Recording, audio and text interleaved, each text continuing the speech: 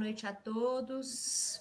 Sejam bem-vindos a mais um estudo do Grupo Espírita Servo de Jesus. Boa noite, Francisco, tudo bem?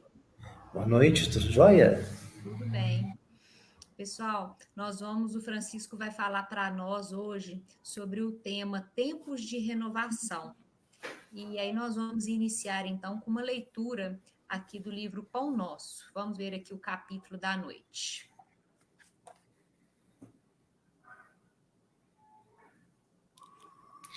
Luciana, Oi. se o pessoal quiser interromper para fazer pergunta, eles podem fazer, a plataforma permite isso? Eu ia te falar isso mesmo, Francisco. Por aqui eu acompanho o chat lá do Facebook. Então, no final, tendo alguma pergunta, eu te passo, você pode ficar tranquilo. Mas pode interromper também, não tem problema. Tá? Se dependendo aqui da pergunta, aí eu A tecnologia permite? Permite, eu consigo fazer a intervenção e trazer a Tudo pergunta bem. para você. Ok. Fica à Tá bom? vontade também. Tá certo. Então vamos lá. Nós saímos aqui, gente, com a lição número 72. Contempla mais longe. Porque com a mesma medida que medirdes, também vos medirão. Jesus, Lucas, capítulo 6, versículo 38. Para o esquimó, o céu é um continente de gelo, sustentando as focas.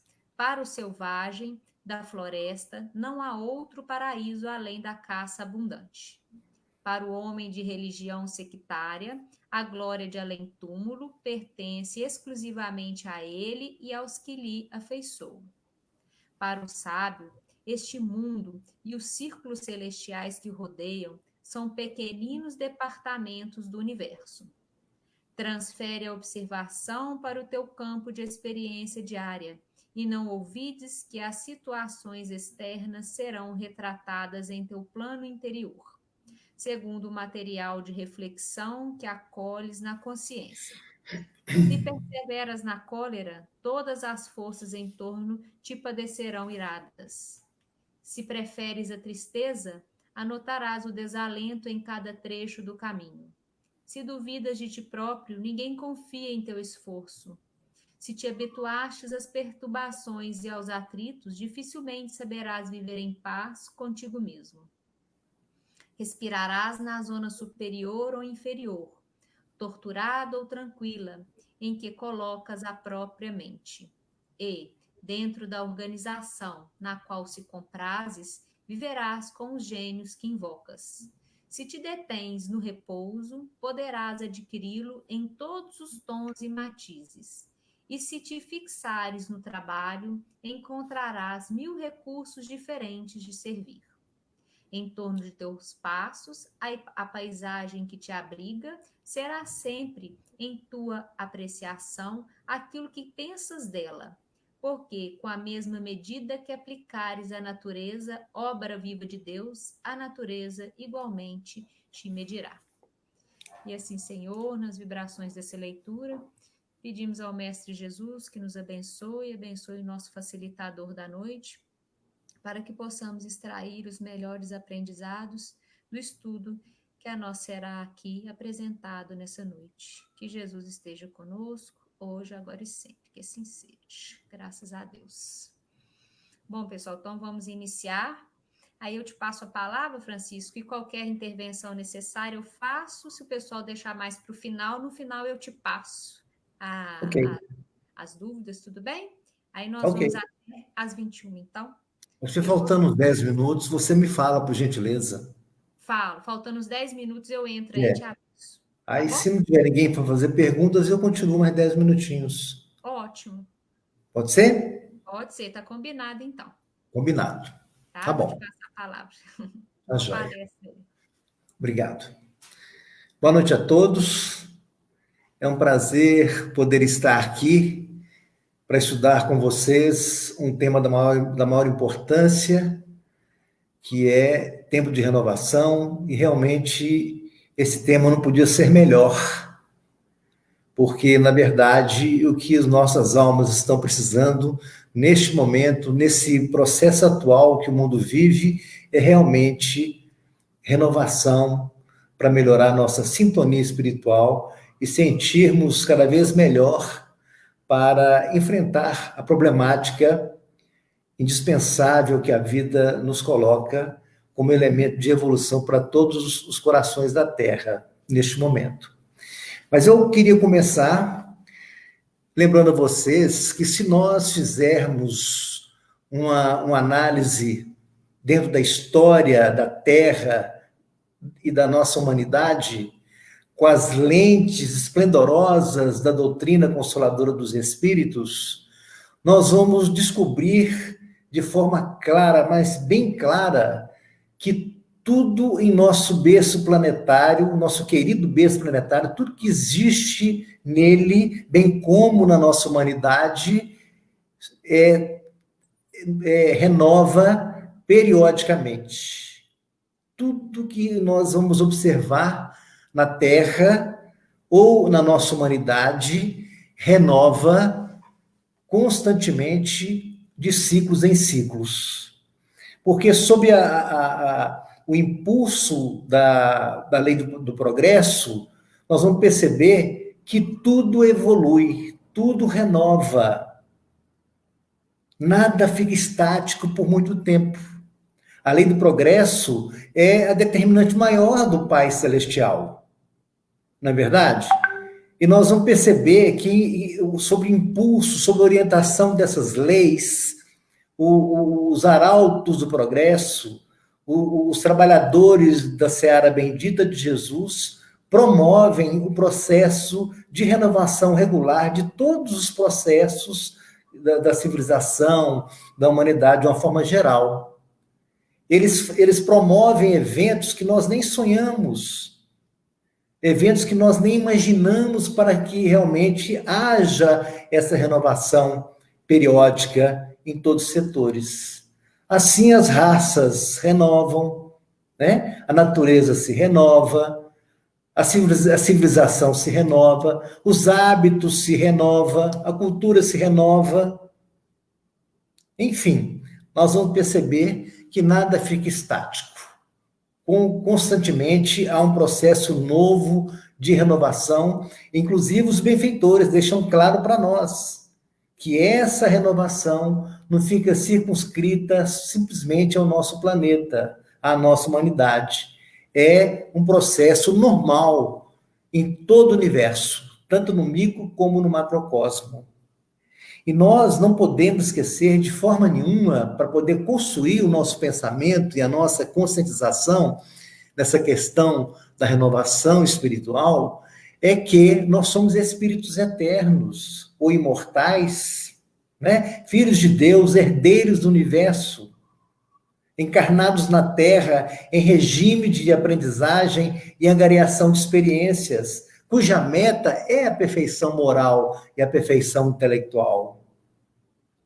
E nessa busca dessa perfeição imprescindível, tanto no âmbito intelectual como no âmbito moral, nós vamos precisar de nos enquadrar numa aceitação dessa renovação indispensável e prioritária até, né? Aquele que se acomoda, que não procura renovar-se, não procura progredir, está contra a lei divina. E a obra básica deixa claro no Livro dos Espíritos: ai daquele que impedir o progresso. Isso o espírita precisa ficar bem consciente. Se nós analisarmos bem a história da humanidade, mesmo por lado puramente material, nós vamos descobrir que muitas coisas renovaram profundamente o pensamento humano e a própria civilização. Por exemplo, o domínio, a descoberta e o domínio da eletricidade. Imagina que coisa maravilhosa! O que seria de nós sem a eletricidade? A eletricidade dominada mudou a fisionomia do planeta, das casas, dos lares, das cidades. A luz elétrica, né? A lâmpada elétrica, imaginem, né? E a gente tem que observar que em 5.000 anos aproximadamente de civilização, nós não temos nem 200 anos da descoberta ou da invenção da lâmpada elétrica e do domínio da eletricidade em si, né?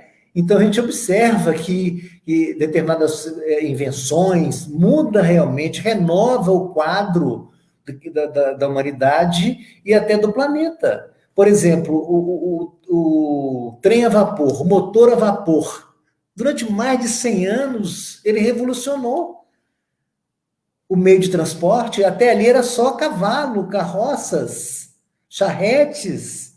Imagine, com um motor rudimentar, que foi o motor a vapor, foi uma renovação nos transportes, de carga e de pessoas, coisa extraordinária. E depois veio o petróleo, descoberta do petróleo, e transformando ele em matriz energética e industrial. Tudo, quase tudo que nós conhecemos na nossa vida diária, de objetos, de tudo quanto há, grande maioria das peças, dos revestimentos, das coisas, são derivadas de petróleo. Embora nós queremos hoje, nos dias de hoje, ficar livre dele, né? Estamos buscando alternativa, materiais alternativos, né? Porque o petróleo é o grande vilão do aquecimento global. Então, nós precisamos de realmente já buscar alternativas, já estamos buscando, e renovações maravilhosas estão vindo por aí. Não é verdade? Então, a gente observa muito facilmente, se formos analisar mais, estudar mais, nós vamos verificar uma série de situações, de acontecimentos puramente de ordem material, né, que promoveram, inclusive, a inteligência do homem, né, porque o homem usa inteligência e com aquela invenção, com aquela descoberta, ele acaba ativando a inteligência de muitos e a própria dele em si, né? Mas o que nós queremos dizer que no processo de evolução da Terra, né, a evolução intelectual, não só da Terra, perdão, mas de todo o universo, a questão do desenvolvimento intelectual é muito importante. Porque a gente fica pensando, puxa vida, mas a humanidade evoluiu muito intelectualmente e pouco do ponto de vista moral. É verdade. Mas é muito importante também a evolução intelectual, porque o homem, que na verdade é um espírito encarnado, em passagem provisória na Terra, né?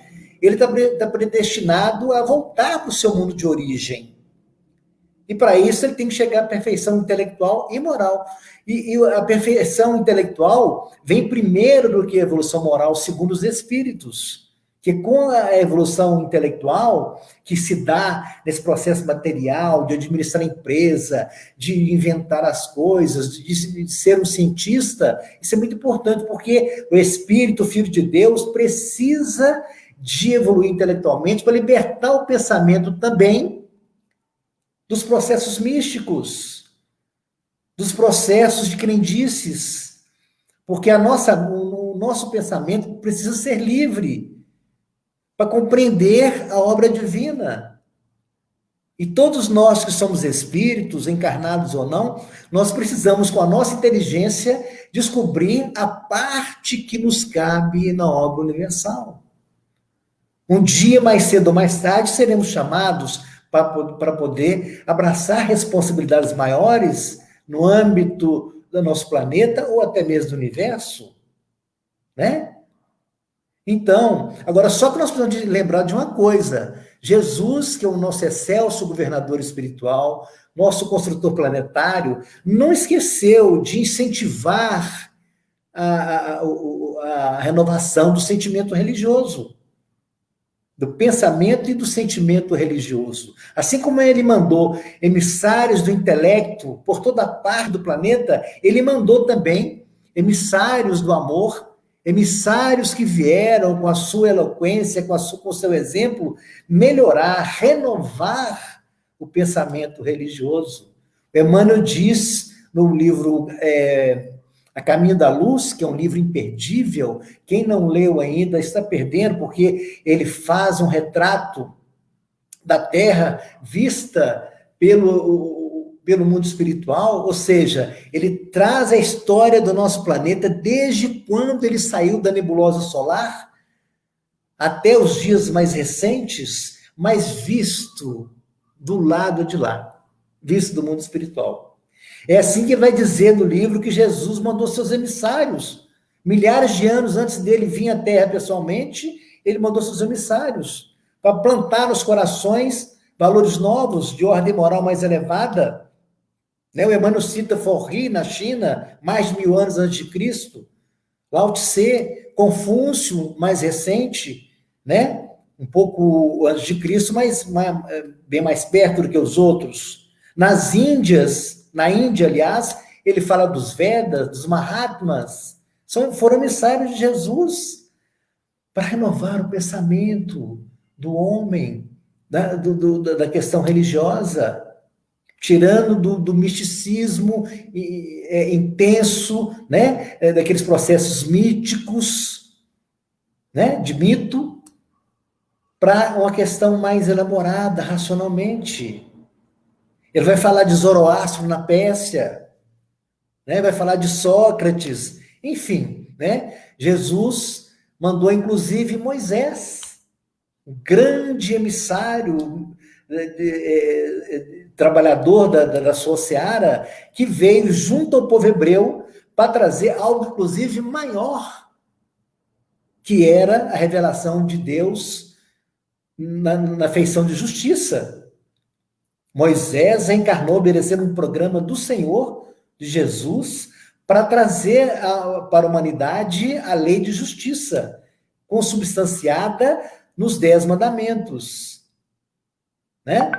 E Jesus o inspirou e trabalhou com ele o tempo todo. Moisés amparou o povo judeu, trabalhou com ele durante 40 anos. Quem já leu a saga de Moisés, uma saga muito bonita, ele era médium de efeitos físicos. Todo o processo da mediunidade dele favoreceu o trabalho de benfeitores para realmente trazer uma história magnífica, uma história de lealdade, de fidelidade a Deus, da parte dele, né? Principalmente, porque os judeus sempre criavam um problema para ele, né? Muito insurretos os judeus, e acabavam trazendo problema para ele. Mas ele foi fiel até o fim e levou mais de 500.000 pessoas através do deserto até a Terra Prometida, que é a Palestina de hoje.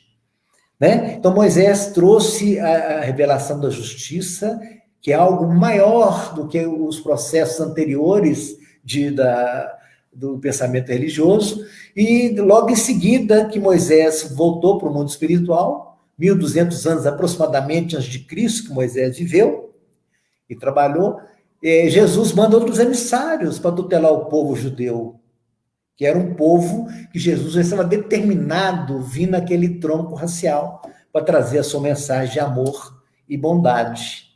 Mas primeiro deixa eu mandar a justiça, porque nós vamos entender, na medida que nós amadurecemos, que sempre o amor precisa vir com o laivo da justiça. Porque amor sem um desenvolvimento da justiça na nossa intimidade, sem um senso de justiça já elaborado, costuma ser problemático. Amor sem justiça pode virar paixão, pode gerar crimes. Quem não conhece um crime passional, né?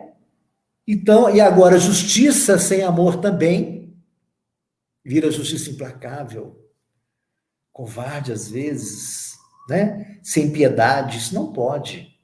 Por isso que o amor, ele precisa ser assentado nesse senso de justiça, por isso que a justiça vem primeiro, né? E bom, nós vamos ver que os profetas que vieram após Moisés, que foram emissários do Senhor, proclamaram e profetizaram a vinda do Salvador, em época oportuna. Por isso que Jesus veio, seguindo os detalhes das promessas dos profetas.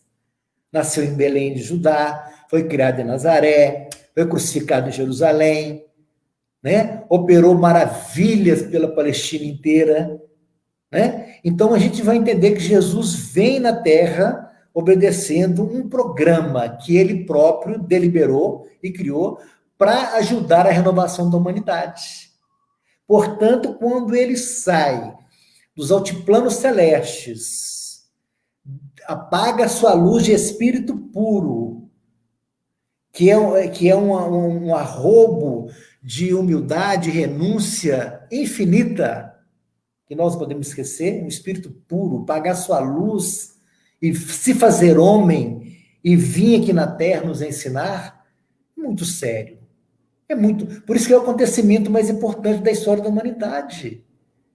O governador da Terra, o nosso mestre maior, o construtor do nosso planeta. Jesus preside os destinos da Terra, segundo Emmanuel, desde quando ela foi tirada da nebulosa solar. Então, Jesus veio, na verdade, naquele momento, né, há mais de 2000 anos atrás, iniciar um grande programa de renovação da humanidade pela busca dos padrões do amor. Então, ele veio trazer a lei do amor. Porque somente a lei do amor, constituído pelas virtudes celestes que ele ensinou ao nascer, como humildade, bondade, compaixão, indulgência, só essas virtudes conquistadas pelo homem no seu trabalho de renovação é que vai libertá-lo do sistema de evolução pela dor. Jesus veio pessoalmente para iniciar esse grande trabalho de renovação da humanidade para os padrões do amor, porque só o amor liberta o homem do sistema de evolução pela dor.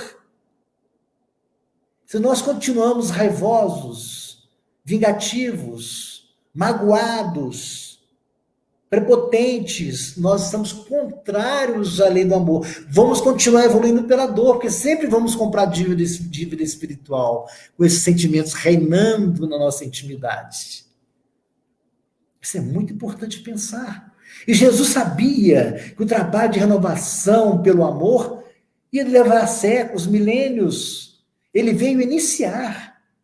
Tanto que convocou 12, 60, depois 70 auxiliares, e depois reuniu os 70 com os 12 na Galileia e deu os 500 da Galileia. Está no livro Boa Nova, de forma maravilhosa, os 500 da Galileia, para a gente olhar e ver o programa do Senhor para aqueles 500 discípulos que reencarnaram. O Senhor determinou que eles reencarnar em vários climas da Terra, em todos os séculos, para ajudar a redenção da humanidade, criando referências de amor para os corações endurecidos, para que eles passassem, né, a renovar os seus sentimentos inferiores e diminuírem a dor, porque toda a dor que existe na Terra, inclusive as guerras abomináveis, é porque o homem ainda delibera as suas ações em cima dos sentimentos mais complicados, todos oriundos com lastro no egoísmo, no orgulho e na vaidade. Só a prática da lei do amor, só as construções das virtudes podem desativar todos os vícios radicais que nós construímos há milênios de reencarnações sucessivas, né? Só as virtudes podem, de repente, desativar esses vícios, né? E os filhotes desses vícios, né? Porque, olha só, melindre é filho do orgulho, crueldade é filho do orgulho, prepotência é filho do orgulho, as guerras abomináveis são filhas do orgulho. É só analisar. Então, enquanto nós não adotarmos uma renovação espiritual pautada no padrão de Jesus, nós vamos dar cabeçada e continuar evoluindo pela dor. Se não for na Terra, vai ser no outro planeta mais inferior. Então, Jesus sabia que esse trabalho de renovação pelo amor ia demorar. Portanto, vocês vão ver no capítulo 13 de João, do evangelista João, no capítulo 13 em diante, especialmente na metade do capítulo, até o capítulo 16, vocês vão observar uma coisa belíssima, porque o que está ali naqueles capítulos 13, 14, 15, 16 do apóstolo João, não tem lugar nenhum do evangelho. É Jesus orientando os apóstolos, fazendo recomendações, tutelando eles com um amor infinito e prometendo para eles a vinda do Consolador. Só nesses versículos vocês vão ver Jesus prometendo a doutrina espírita, que é o Consolador para a humanidade. E ele falou belíssimamente, prometendo o Consolador, mais ou menos nesses termos. Reuniu eles, porque logo em seguida ele ia ser preso e ser julgado e condenado. Ele fala assim, mais ou menos assim, os apóstolos chorosos, né, sentiram que ele já estava despedindo, quando ele fala assim, tenho muito para vos dizer, mas vós não podeis perceber ainda. Mas o Espírito de verdade, o Espírito Santo, que o Pai enviará em meu nome, esse vos ensinará todas as coisas e vos fará lembrar de tudo quanto vos tenho dito. Vejam bem, mas o Consolador, o Espírito de verdade, que o Pai enviará em meu nome, este vos ensinará todas as coisas e vos fará lembrar de tudo quanto vos tenho dito. Olha que beleza. E a humanidade teve que esperar dos 8 séculos para o Espiritismo chegar. Porque a nova revelação teria que vir em bases científicas e filosóficas para libertar o pensamento humano dessas crendices que eu falei.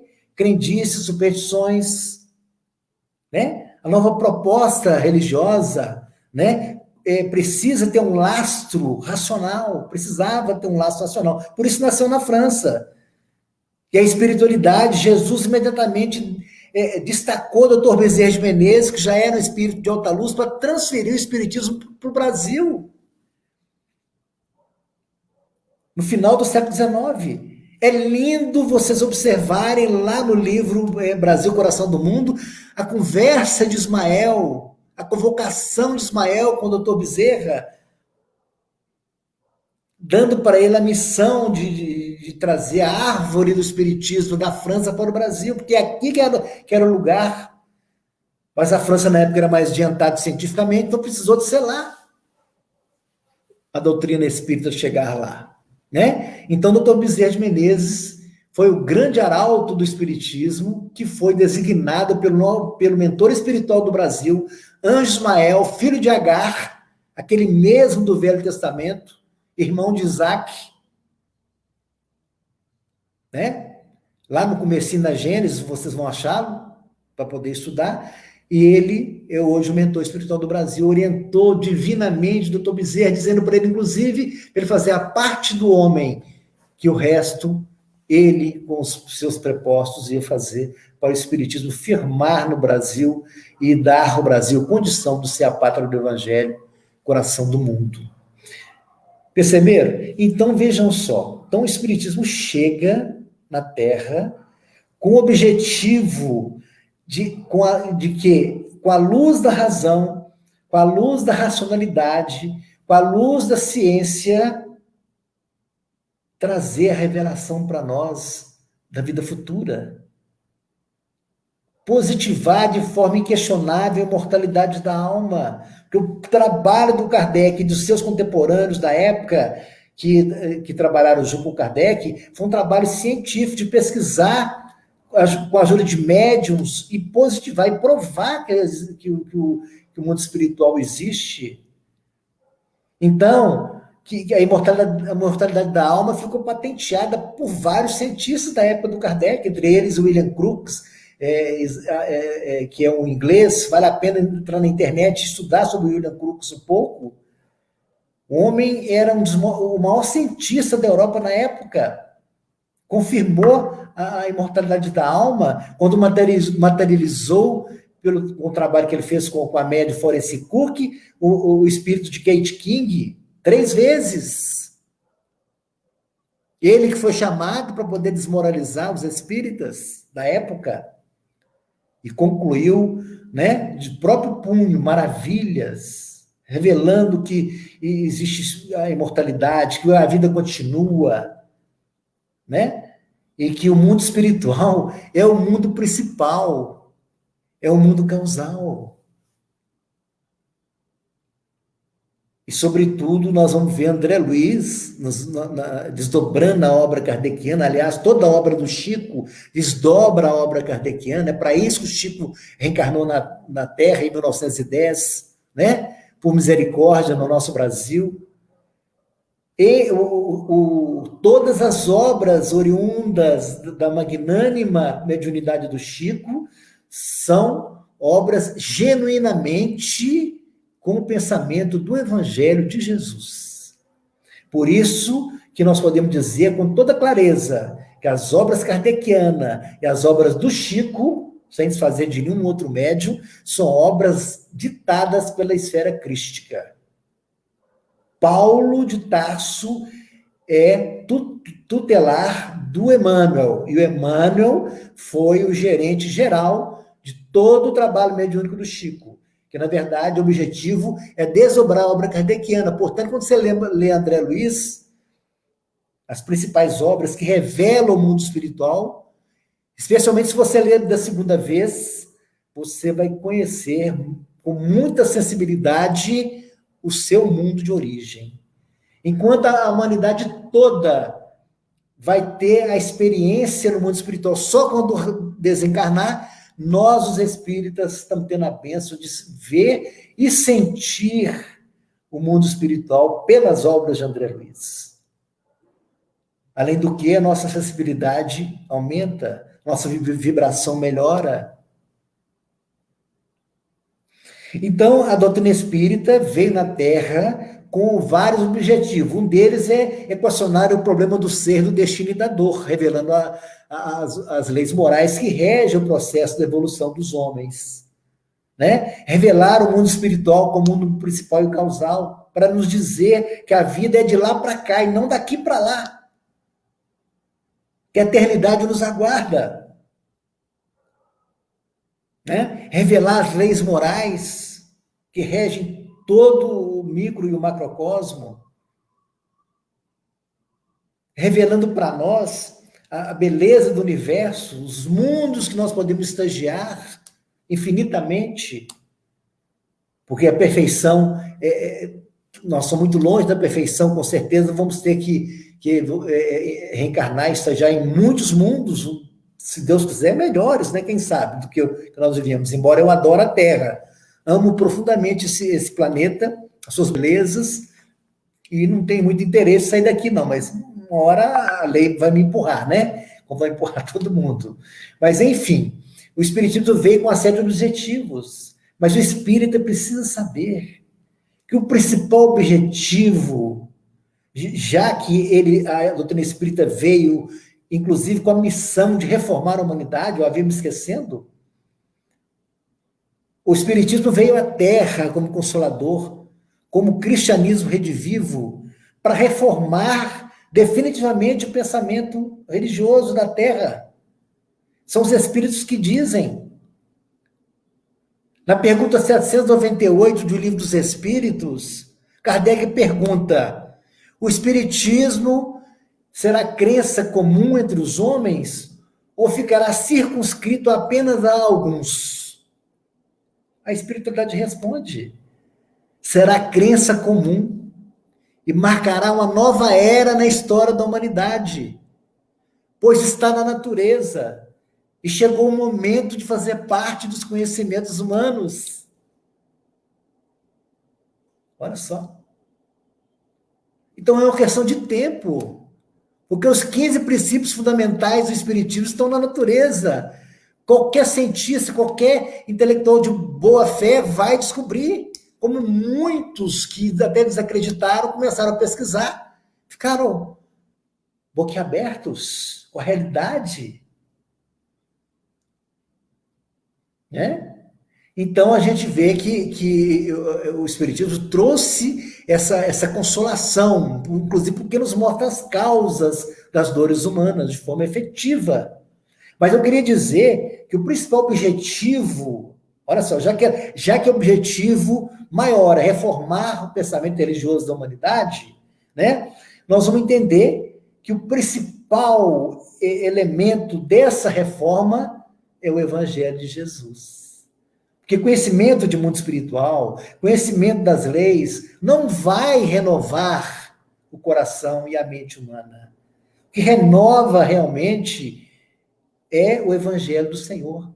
Por isso o Espiritismo resgata o Evangelho não como um processo religioso, mas resgata todos os versículos do Evangelho como instrumentos de educação da alma com vistas à renovação espiritual. Todos os versículos, as parábolas, os efeitos extraordinários, o trabalho todo de Jesus, o que ele falou, o que Paulo disse, tudo que está no Novo Testamento, inclusive o Atos dos Apóstolos, Apocalipse, tudo ali representa um grande programa de educação e de renovação espiritual. Portanto, nós vamos entender pelas obras do Chico e do Kardec, principalmente os de Valdo, tem muita obra boa também, mas eu só estou lembrando deles. A dona Ivone Pereira tem obras belíssimas também, com conteúdo evangélico de primeiríssima, né? Então a gente vai compreender que essas obras todas, na verdade, elas resgatam o evangelho não como um elemento religioso tradicional, mas como um instrumento didático, pedagógico, de educação e renovação do ser. Então não adianta, o espírita que não compreende que o mais fundamental do espírita é praticar e vivenciar o evangelho, ele não entendeu a proposta espírita. Ele não entendeu. É preciso entender essa renovação, esse nascer de novo.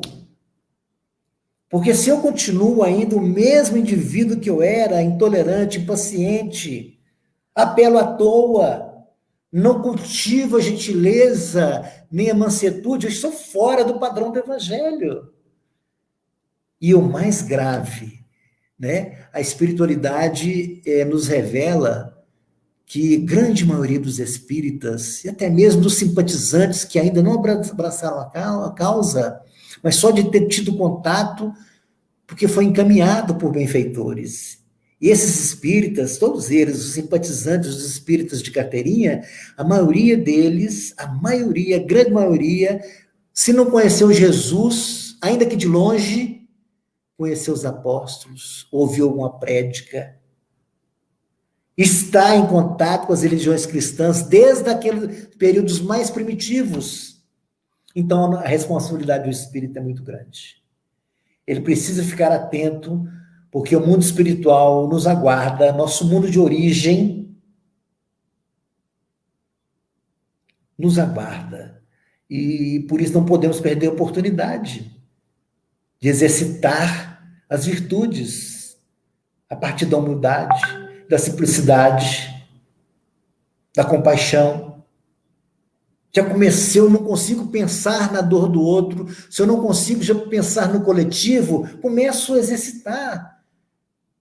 Eu sou um ser humano, cheio de imperfeições, de repente eu não consegui ter dó de muita gente, a piedade em mim é quase nula. Então começa a buscar esse processo, pensar na dor do outro, pensar naqueles que dormem até com fome.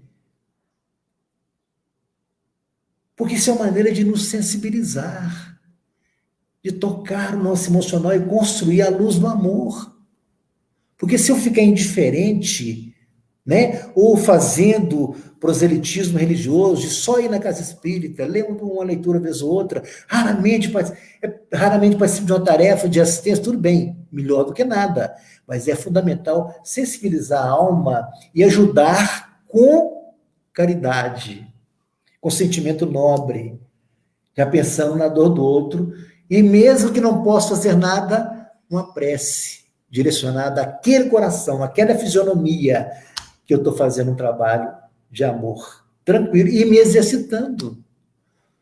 Porque, vejam bem, vocês lembram do capítulo 3 do Evangelho de João, quando Nicodemos, aquele famoso Nicodemos do Evangelho, que era doutor da lei, fariseu, procurou Jesus à noite. Vejam bem, os fariseus, de maneira geral, foi uma pedra no sapato, né?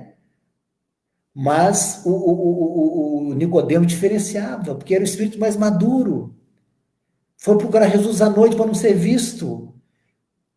E a Amélia Rodrigues conta no livro Primícias do Reino, que quando ele chegou e viu Jesus levantar para recebê-lo, ele tinha certeza que Jesus já estava esperando-o. Ele foi logo de cara, falando de forma amável com Jesus. Rabi, sei que és mestre, vindo de Deus, porque ninguém faz os sinais que tu fazes se Deus não estiver com ele. Olha só, um fariseu. Olha que profundidade dessa alma. É sinal que ele estava maduro já. Estava mesmo, porque vocês vão ver no final da narrativa de Lucas e João, ele indo lá no túmulo de Jesus, com todos os apetrechos de embalsamento, ele e José de Arimateia, com um carinho imenso com o corpo do Senhor, depois de crucificado. Mas, voltando ao nosso amigo Nicodemos, quando ele fala com Jesus isso, Jesus, ele na verdade, ele foi indagar Jesus, mas ele não precisou de falar. Tanto que o evangelista não narra a pergunta que Jesus respondeu. Quando quando ele acabou de falar, isso tudo que eu citei para vocês, Jesus fala assim para ele: em verdade vos digo que aquele que não nascer de novo não pode ver o reino dos céus. Aparentemente, o Nicodemo não fez pergunta nenhuma ao Senhor. O Senhor captou sua pergunta íntima, ligado à questão da reencarnação. Por isso que em seguida Nicodemos fala: mas Senhor, como pode nascer um homem sendo velho? Pode porventura tornar a entrar no ventre da sua mãe e nascer?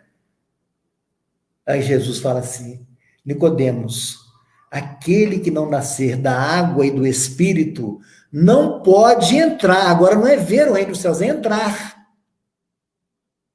Aquele que não nascer da água e do Espírito não pode entrar no reino dos céus. Ou seja, nascer da água, a reencarnação. Nascer do Espírito, renovação espiritual. Claro. Toda a proposta do Evangelho, todos os versículos, sem exceção.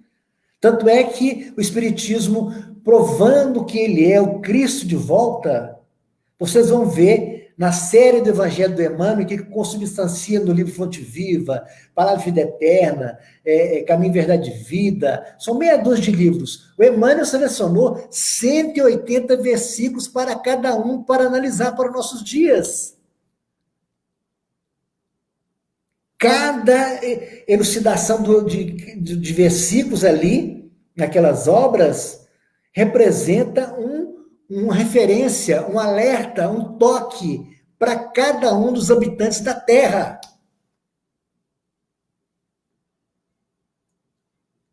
Porque o Espiritismo, o compromisso dele é com o Evangelho,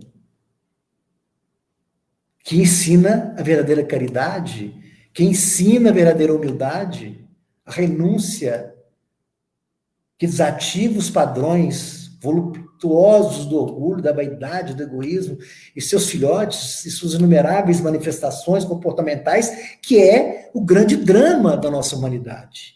E uma prova disso, né, que vocês vão ver no capítulo 6 do Evangelho segundo o Espiritismo, o Consolador.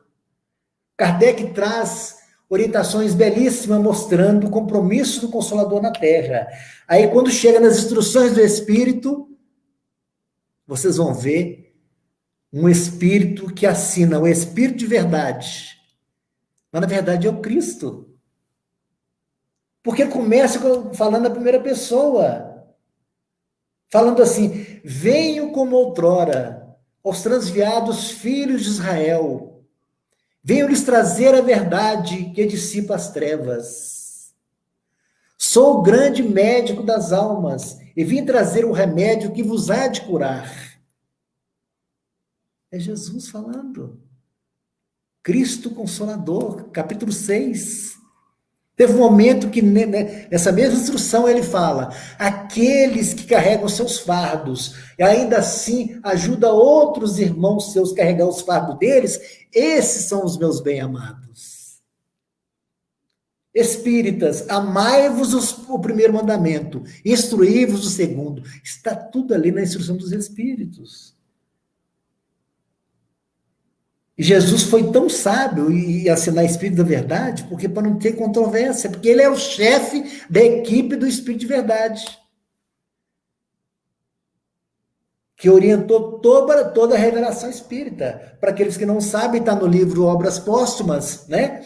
O Espírito de Verdade manifestava com frequência para o Kardec, através da médium Ruth Celine Jafé, era a única que recebia a comunicação do Espírito de Verdade, e a obra espírita, a obra básica, foi, segundo a orientação do próprio Espírito de Verdade, de 30 em 30 dias, durante 15 minutos, o Espírito de Verdade corrigia tudo que o Kardec fez. Corrigia, não, fazia uma revisão.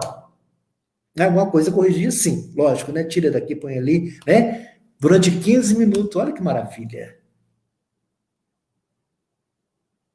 Espírito de Verdade é o próprio Cristo, presidindo a codificação espírita. Então a gente começa a analisar o Evangelho à luz do Espiritismo para ver o grande compromisso de renovação.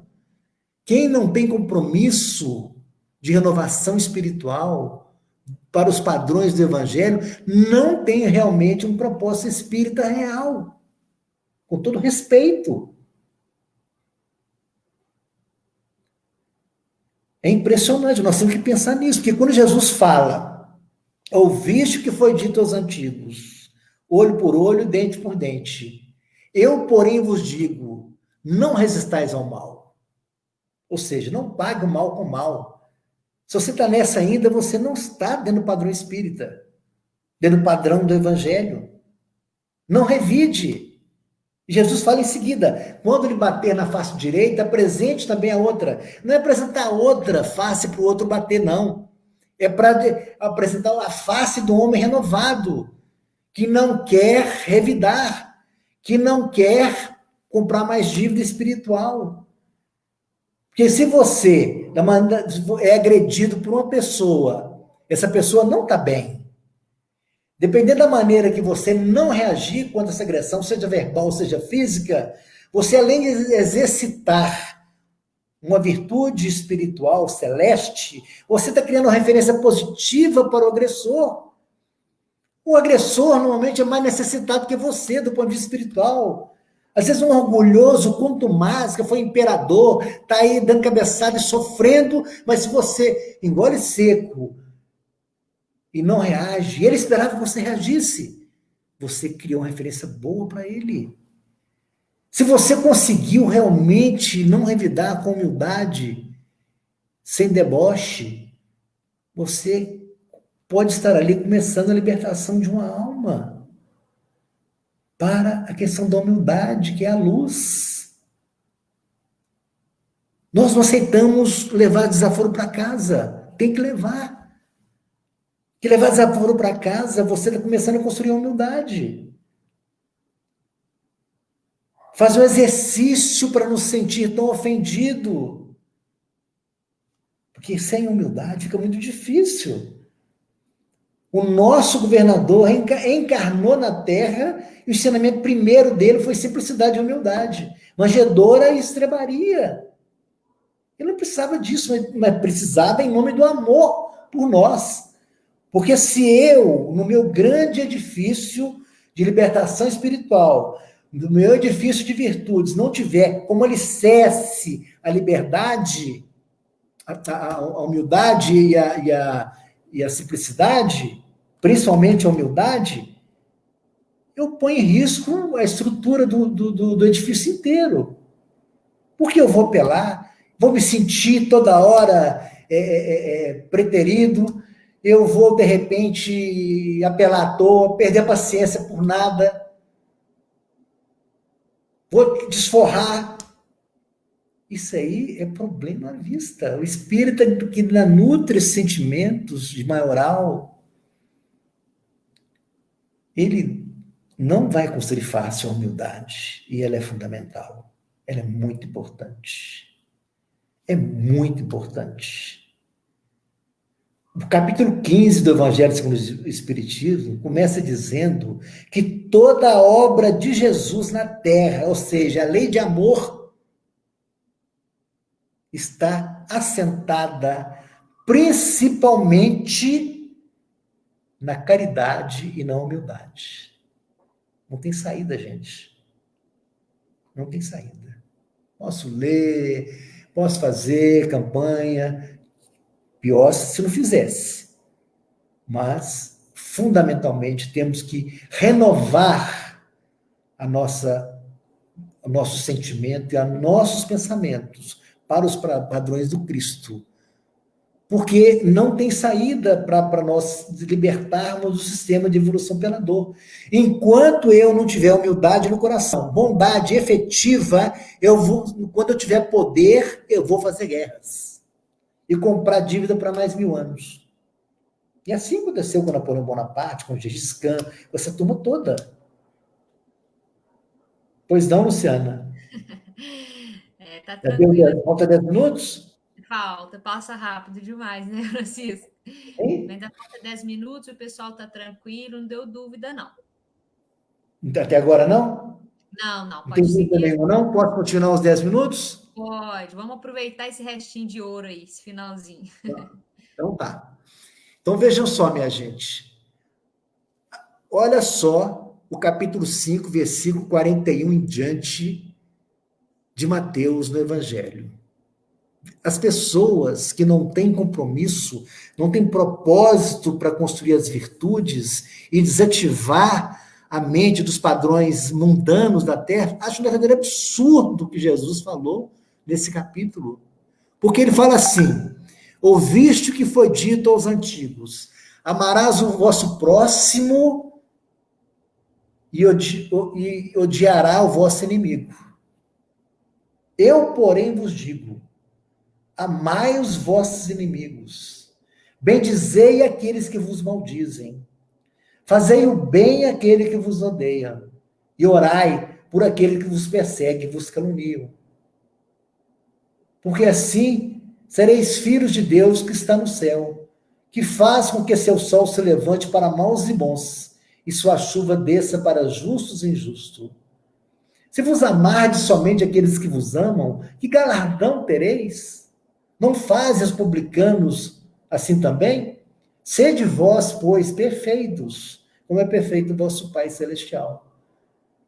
Gente, a pessoa que não está compenetrada na vida futura, numa proposta de amor, acho verdadeiro absurdo amar o inimigo, bendizer aquele que só fala mal de você, fazer o bem àquele que te odeia, orar por aquele que persegue e te calunia. Isso é um verdadeiro abuso. Não é. Aí que nós nos enganamos. Por isso que o próprio Jesus falou que o evangelho é escândalo para os judeus e escândalo para os judeus e loucura para os gregos. Que o coração endurecido não quer saber de outra coisa a não ser vingar, discutir, críticas contumazes, dolorosas, o mal, falar mal. Quer dizer, imagina, o espírita tem que tomar cuidado. É tempo de renovação. Entendam bem, quando Allan Kardec lançou o Livro dos Espíritos em Paris, em 1857, iniciou a Era do Espírito. Iniciou a Era da união da ciência com a religião. Iniciou a Era da fé raciocinada. Iniciou a Era da transição, que os espíritos programaram sob a égide de Jesus 200 anos de transição. Se vocês forem analisar o que aconteceu nos últimos 150 anos, loucuras que nunca aconteceu na Terra, 2 grandes guerras, sofrimento demais, pandemia do coronavírus que ninguém esperava, ninguém sabe definir direito as consequências, só que o mundo não será o mesmo. É muito sério. Falta 37 anos para a transição acabar. Em 2057, segundo o livro Pinga Fogo 2, o Chico fala, o Emmanuel fala através do Chico, que está oficializada o início da regeneração do planeta, onde o mal não vai ter lugar. Os indivíduos que o bem não quer predominar no seu coração, não vão poder ficar na Terra.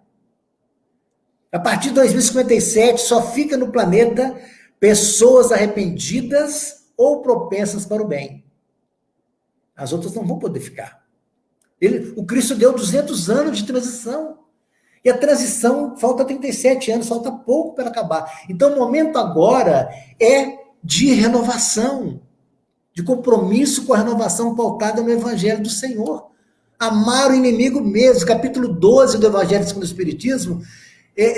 Por isso que a doutrina é tão fina, tão maravilhosa. O Cristo é especialíssimo no amor conosco. Nos deu um capítulo só para nós estudarmos como é que se ama o inimigo, porque o inimigo, você não precisa de amar igual você ama sua mãe, seu pai, seu filho, não, tem uma maneira, isso aqui é demais, mas tem que amar o inimigo daquela forma que está ali no Evangelho segundo o Espiritismo, capítulo 12.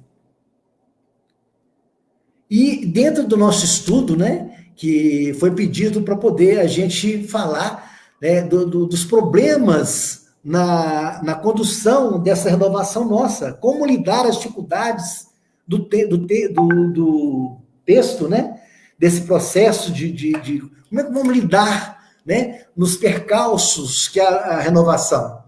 Não tem saída.